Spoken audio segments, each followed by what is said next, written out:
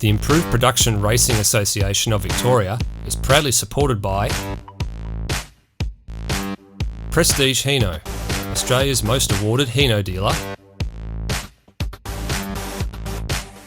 ProCut Tree Services, Melbourne's most trusted for tree and stump removals,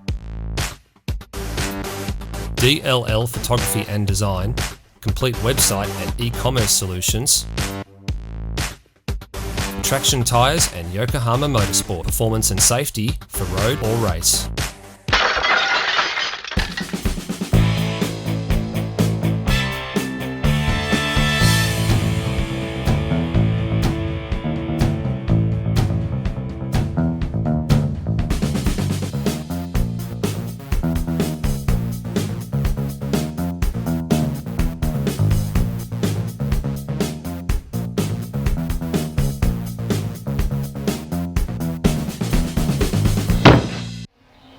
G'day everybody, it's 2023 and it's the traditional opener to the Improved Production Club Championship season here at Sandown Motor Raceway. And even before the season gets underway, there's plenty of storylines being written already. Most notably, the reigning Over 2 leader, club champion Adam Poole, and second place in Overs last year, Jared Tonks, are both missing for various reasons this weekend. Potentially opening the door for the multi-time champion in Luke Gretsch-Cumbo and a handful of others to step up and take the podium places at this particular round. Combine that with a new racing format for this year with timed races instead of lap counts and the potential addition of a sixth club championship round at Calder Park later in the year, you can see why we're getting excited about a potential really interesting club championship fight in 2023.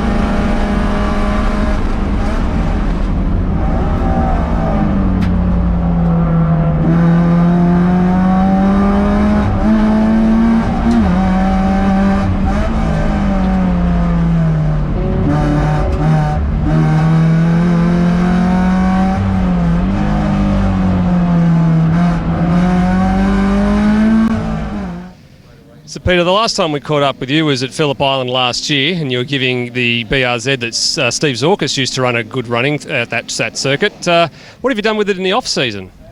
Well, at Phillip Island in the last round, I've done a head gasket and then had the motor out, and I was looking at building another one. So I had a lot of the bits there, so basically gave the whole thing a freshen up. Pistons, bearings, just everything while I had it apart. And you've been here at Sandown before, but you were telling me that both times it was wet, so it was kind of meaningless running. How'd you go yesterday, and have you gone this morning with qualifying? Yeah, yesterday was bloody hot. It was like because I haven't had a good dry run here, I'd done the 3 sort of sessions, and towards the end of it I was working out all my braking points and, still coming into corners going, shit, I could have gone a bit quicker through there, braked a bit sort of early. But I suppose that's normal. But yeah, no, I had a good run. Qualifying, I don't know, I reckon I should have gone a couple of seconds quicker, but we all say that, don't we? So. Pole in this morning's qualifying session goes to Luke Gretsch-Cumbo, and Luke gets a position you haven't been in for a couple of years, given Pooley and Tonksy are usually starting on the front row ahead of you, but not this weekend. Yeah, I know, it's a bit weird. The big kids aren't here. I feel like I used to be the big kid, and now I'm not with those guys around. But no, look, I'll take that. The car was a bit of a headache yesterday. We had a little wiring issue with it, so it was deciding whether it wanted to run between 5 and 8 cylinders. So had to nick off for the afternoon, stick it on the dyno, and we've got it sorted, and felt pretty strong then. Now, there's one thing I noticed on your car that I haven't noticed just quite yet. It's on the rear roll bar on the left-hand side. It says it's not too weak to speak, and that's a saying that's been going around for a while, especially in mental health circles. But what inspired you to put that on the car?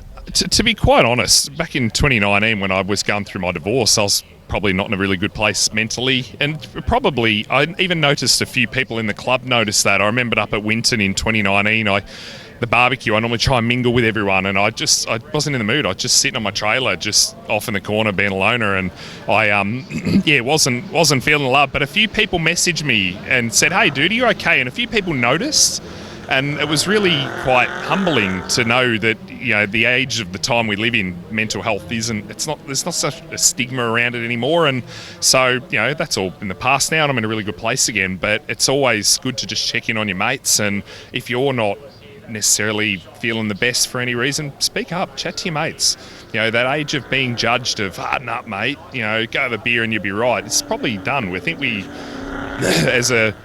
as an age, we're past that. So it's something I was sort of quite passionate about.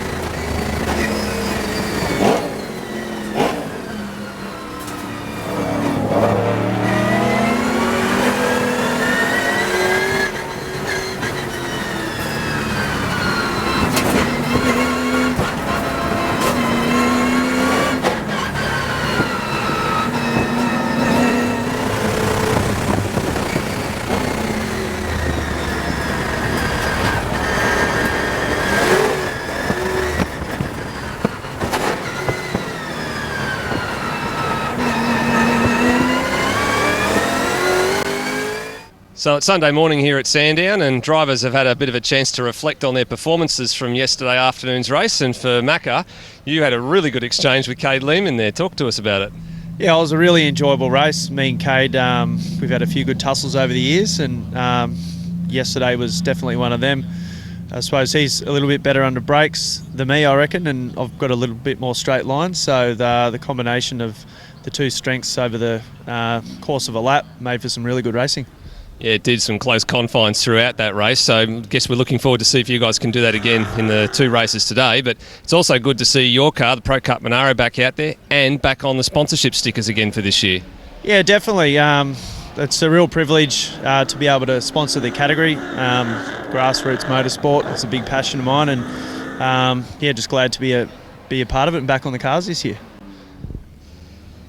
Race 1 yesterday also delivered a first-up podium for Danny Timewell and the Prestige Hino Commodore. So, Danny, you've got to be pretty stoked with that result. Yeah, absolutely. We've been trying hard for a while now, and it was good to finally, it all came together and we managed to get it on the podium, which was awesome. Well, you got it on the podium. Thankfully, you also had that little bit of a margin because the stewards didn't take too kindly to you just fractionally getting the start a little bit wrong. Yeah, no, it did creep a little bit on the start line, and I came round after the first lap and I saw the penalty board out with number 11. I thought, who's number 11? I was like, oh, damn, that's me. Yeah, but look, I was guilty as charged. It just started creeping, so I'll make sure I fix that up for today's races.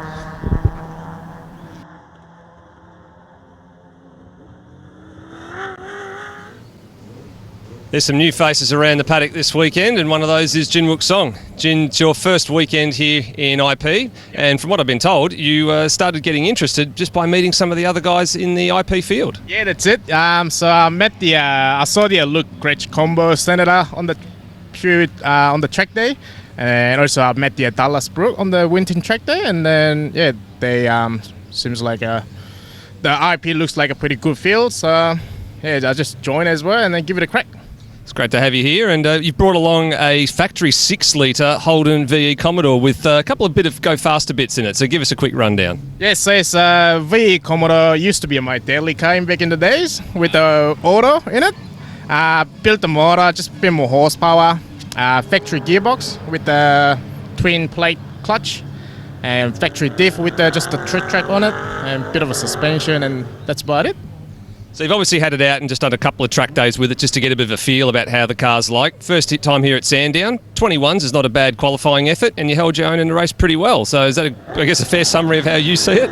Yeah, I'm pretty happy with it, So even before I come to here, I was just talking to by myself. I would be happy if I can just make it on, but ended up 6 on the first race, so very happy with it.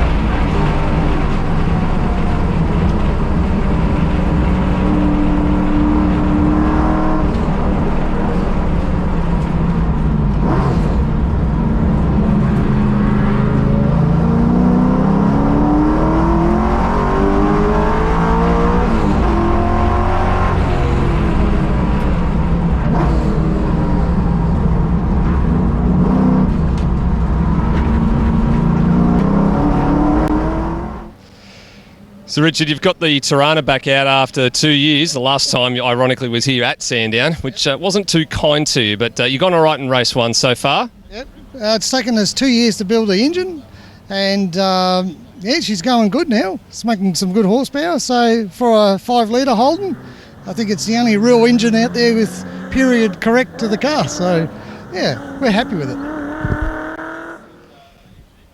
Stu, you've had a fairly interesting weekend, let's put it that way.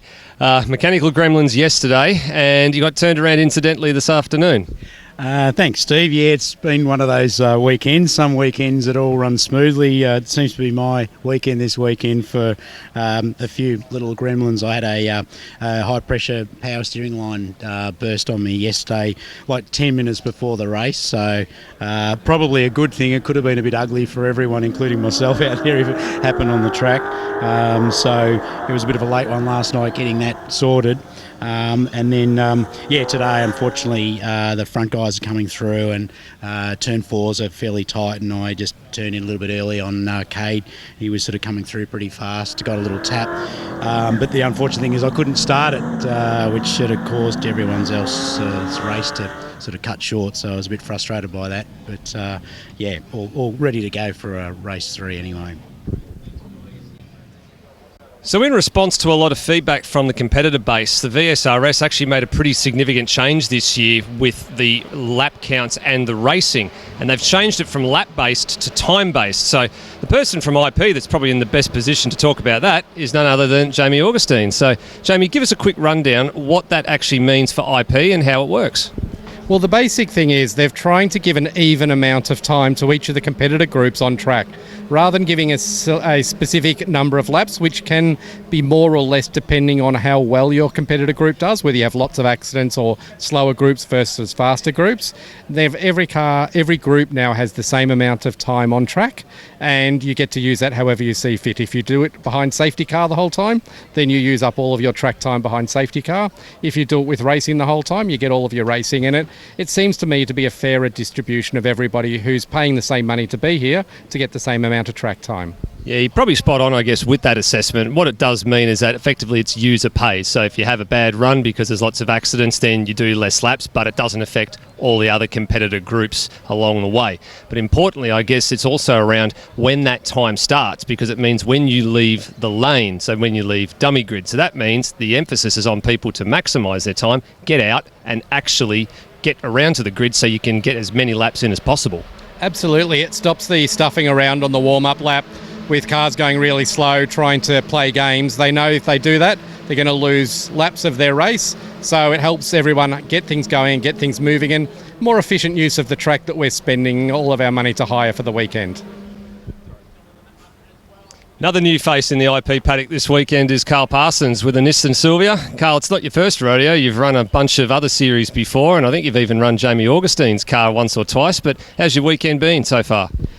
Probably best described as a learning experience. I have done some testing previously, probably four test days prior to getting to here. We've been chasing some intermittent issues, which we finally got on top of. And that was really my first clear laps in the car in the morning race this morning. Yeah, well, speaking of your morning race, the clear laps was a good thing, but then the off-track excursion at turn 1, not quite so much.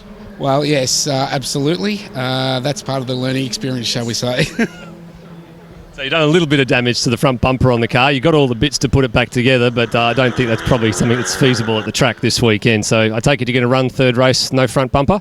That'll be the plan at this stage. I do have a spare bar, but we've just elected just to take that off, and I'll just run the laps in the last race this afternoon.